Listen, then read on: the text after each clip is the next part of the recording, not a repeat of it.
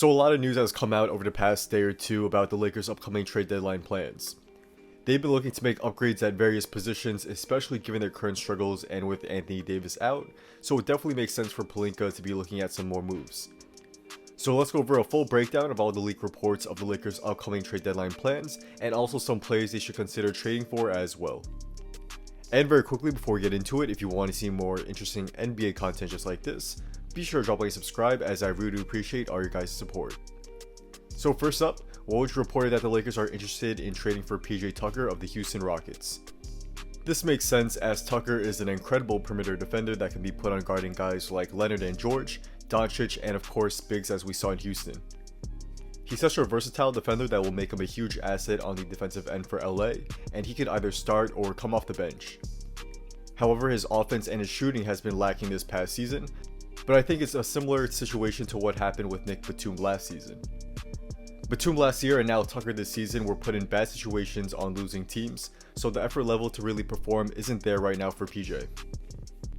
However, put him on a winning team like the Lakers, I think we'll see the PJ Tucker of the past few seasons show up and play excellent defense with great corner 3-point shooting. So I think the Lakers should definitely try to trade for him, but it may be hard to come up with a fair trade for both sides. The Lakers would have to use filler like Matthews and Morris and potentially Cook or Dudley to match salaries, but they would also need to give up an asset for Tucker as well. This would likely mean giving up THT, who has struggled over the past few weeks but is a young and high potential guy. I would have a hard time trading THT for a 36-year-old PJ Tucker in my opinion, but I get it's win now time for the Lakers and I could definitely see them doing a trade like this.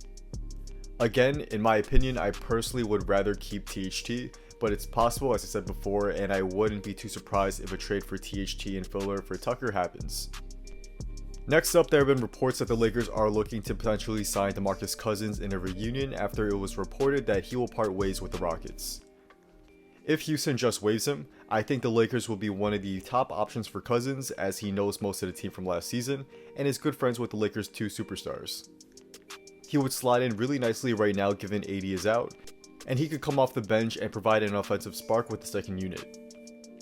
While he's certainly not the same player he once was after all of these injuries, he's still technically a slightly above average player this season based on some stats such as value over replacement player, as he's a positive 0.3 this year. The Lakers will need him to be more efficient with his shooting for him to really have a positive impact on the offensive end, but I do think Cousins can be an overall net positive play for LA in the right role. Moving on, the Lakers are also reportedly looking at the 3-and-D market as a whole and also looking at some more shooters. This makes sense as it's always smart to look at all your options, and PJ Tucker may be too expensive to trade for given the amount of competition of teams trying to get him. With this in mind, let's go over a few options that have been connected to LA, with the first one being Wayne Ellington.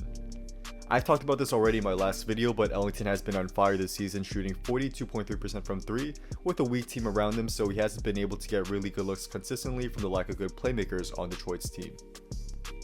With the Lakers, he'll get a ton of defensive attention away from him that he's been seeing with the Pistons, playing next to LeBron who'll find them for wide open looks on kickouts.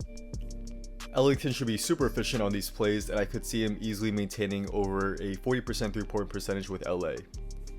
He'll also be able to help spread the floor for himself and his teammates, and the shooting should help his teammates have more room to operate with, so LeBron and Schroeder could definitely benefit from having Ellington playing alongside them.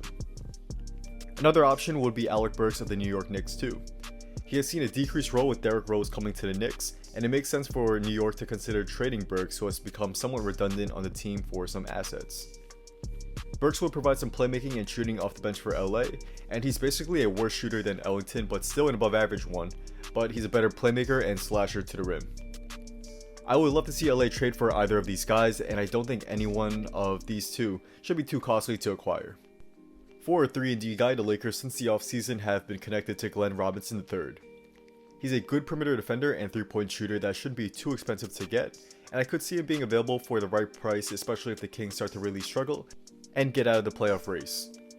Robinson would slide in nicely off the bench with good shooting and defense playing a support role, and I think he could shoot much better than his current 36.4% 3-point percentage by playing next to LeBron and AD.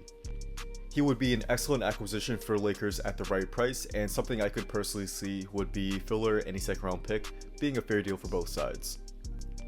And going on to the next report, it was said a few days ago that the Lakers were also looking for another big or wing in the buyout market, and some of the reported names included Trevor Ariza, George Hill, and Ed Davis. These are all very reasonable names, as Ariza would fill in that 3-and-D role that they need. The same goes for George Hill, though he's shorter and a better playmaker, and Ed Davis will be a solid third-string big who provides solid rim protection and rebounding. In regards to Ariza, I see him being the most likely to be bought out of these 3 players, as especially George Hill will likely be traded for assets given that he has played really well for the Thunder this season. But all of these guys would be great pickups off the buyout market, and I could see LA potentially getting at least one of these guys if they're in fact bought out.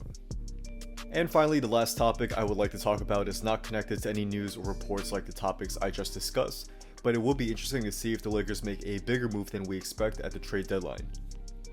I'm talking about a move for a third star, as Shooter, who has played good defense and has had his moments, has struggled with the Lakers after a hot start and honestly, just does not look like a great fit in the starting lineup.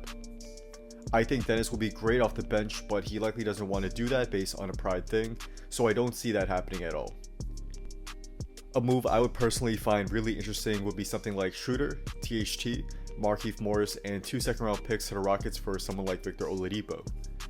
Oladipo has looked good this season on both ends of the floor, and I think he would be a lot more efficient on offense playing next to LeBron and AD, where he wouldn't be the first or second option on a team like he currently is on the Rockets. This is just a move to think about, and I think overall though, the Lakers won't likely make a big move like this, but it's certainly possible as Pelinka is known to come up with big deals. But if the Lakers do in fact make a move for a big name and star, I think Oladipo will be the most likely target given the salaries and players the Lakers have to match, and the Rockets being in a situation where they're trying to trade their vets for young players and assets.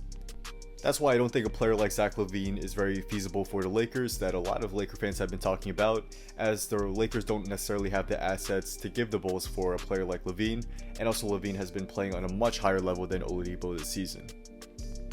So that's a wrap. Thank you guys all for watching. If you guys did enjoy this video and want to see more daily NBA content just like this, be sure to drop a like, subscribe, and also be sure to turn on post notifications so you can stay updated on when this video will be coming out. Also, be sure to follow me on the gram and hit me up if you want to talk about basketball or business. Just drop a comment down below on my photo or DM me and I'll definitely try it back to most of you guys there. Drop a comment down below. What are your thoughts on the Lakers leaked news and rumors?